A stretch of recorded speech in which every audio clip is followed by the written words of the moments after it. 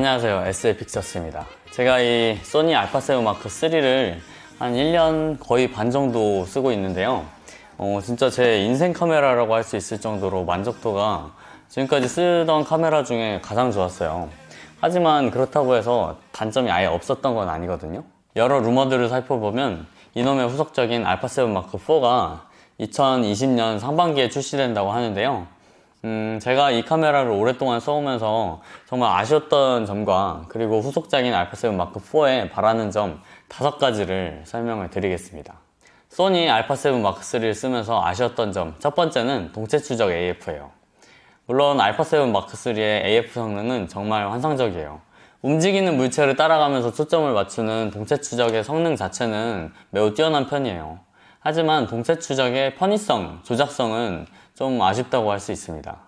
알파7 마크 3에서도 터치를 통해서 추적 대상을 설정하게 되는데요. 네모칸이 설정이 되면서 이렇게 따라가면서 추적을 하거든요. 근데 이 초점을 나타내는 네모칸의 크기가 자기 마음대로 왔다 갔다 해요. 커졌다 줄어들었다 하고, 그리고 자꾸 다른 물체와 헷갈리면서 그 추적을 잃게 되거든요. 이게 꼭 터치를 해서 라곤 AF가 설정이 되면은 동체 추적 성능이 좀 떨어지는 것 같아요. 그냥 일반적으로 사람이 이렇게 걸어오면서 찍거나 이렇게 달려가면서 찍거나 해서 제가 터치를 하지 않고 그냥 IAF 등으로 따라가면서 찍으면 거의 초점을 놓치는 경우 없이 정확하게 AF를 잡는데요. 근데 이 터치를 해서 추적 대상을 설정하기만 하면 생각보다 그렇게 AF를 잘 따라가지 못합니다. 이게 되게 아쉬운 게 터치를 해서 동체 추적을 시키는 성능은 캐논의 크롬 미러리스보다도 좀 떨어지는 느낌이에요.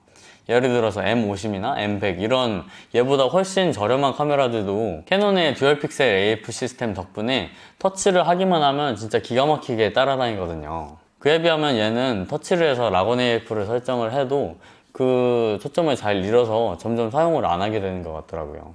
제가 원하는 정도의 동체 추적 성능은 최근에 발매된 알파 6400이나 RX100 마크 7 아니면 플래그십인 알파9에 들어간 리얼타임 트래킹 기술인데요.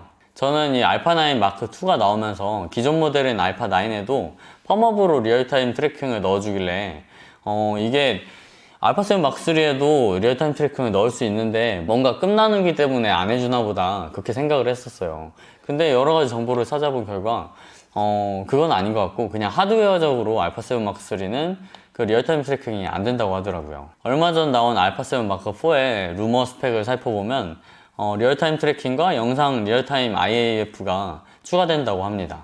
그리고 두 번째로 아쉬운 점은 이 카메라와 스마트폰을 연결해주는 이미징 엣지 모바일 어플인데요. 지금 화면이 접히는 태블릿이 나오고 있는 시대인데 이 카메라의 스마트폰 연동성만큼은 한 5년 전에 비교해봐도 별로 발전된 게 없는 모습이에요. 이거는 진짜 정말 화가 날 지경입니다. 왜 아직까지 이렇게 구린 건지 참 이해가 안 돼요.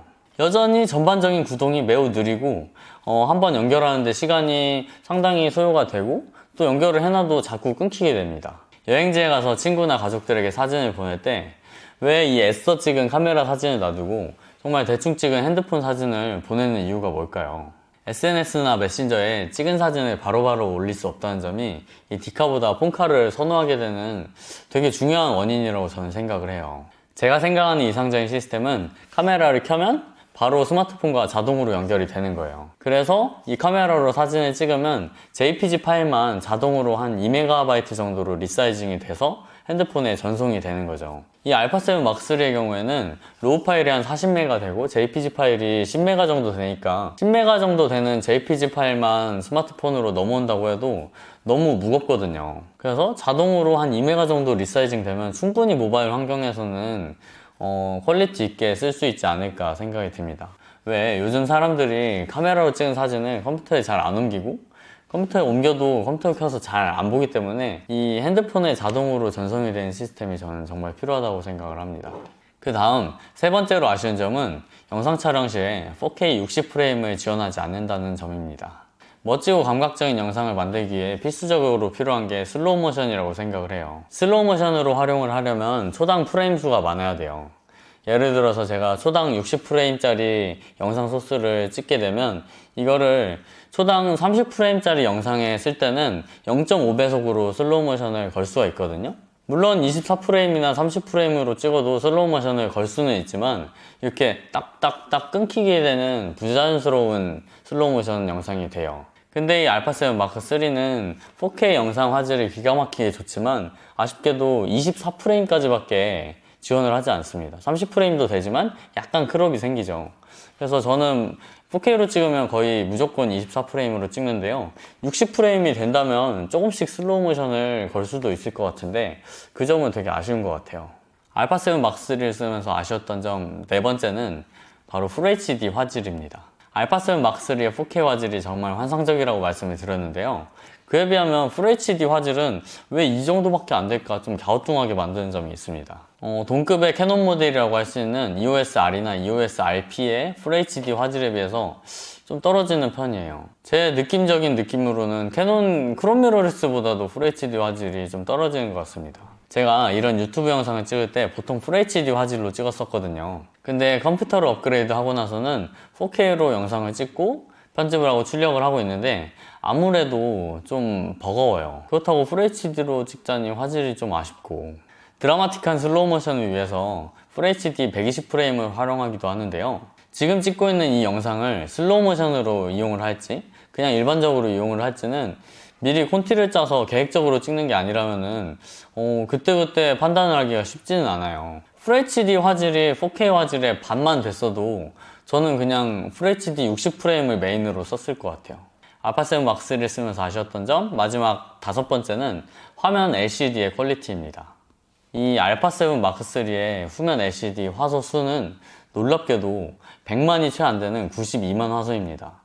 약간 2019년에 듣기에는 좀 생경한 느낌까지 들게 하는데요.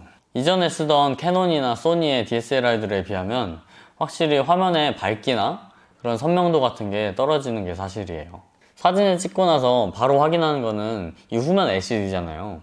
근데 그때 느껴지는 감동이 확실히 캐논이나 니콘에 비하면 떨어집니다. 단적인 예로 제가 다른 사람을 입문 촬영을 해줬을 때 캐논이나 니콘으로 찍었을 때는 딱 보여주면 와 소리가 나왔는데 소니로 찍었을 때는 생각보다 그런 반응을 얻기가 쉽지 않았어요. 결과물이 얘가 더 좋은데도 불구하고 말이죠. 이왕 LCD 얘기가 나와서 하는 말인데 지금처럼 상하로 틸팅되는 구조 말고 캐논 EOS RP처럼 옆으로 스위블 액정이 돼서 셀피 화면을 볼 수 있다면 정말 좋을 것 같아요. 들려오는 소니 루머에 따르면 후속작인 알파7 마크4에서는 뷰파인더가 기존의 236만 화소에서 576만 화소로, 그리고 후면 LCD가 92만 화소에서 144만 화소로 업그레이드 된다고 하니까 이건 좀 지켜봐야 되겠네요. 네, 지금까지 저의 인생 카메라라고도 할 수 있는 소니 알파7 마크3를 거의 1년 반 정도간 써오면서 느꼈던 아쉬웠던 점 5가지였습니다. 제가 말했던 이런 아쉬운 점들이 모두 다 개선이 돼서 후속작인 알파7 마크4가 나온다면 저는 출시가가 한 300만 원이 넘더라도 살 것 같아요. 물론 그럴 일은 없겠지만요. 지금까지 영상 봐주셔서 감사하고요. 도움이 되셨다면 밑에 좋아요와 구독 버튼 눌러주세요. 저는 다음번에 더 좋은 영상으로 찾아오겠습니다. 안녕히 계세요.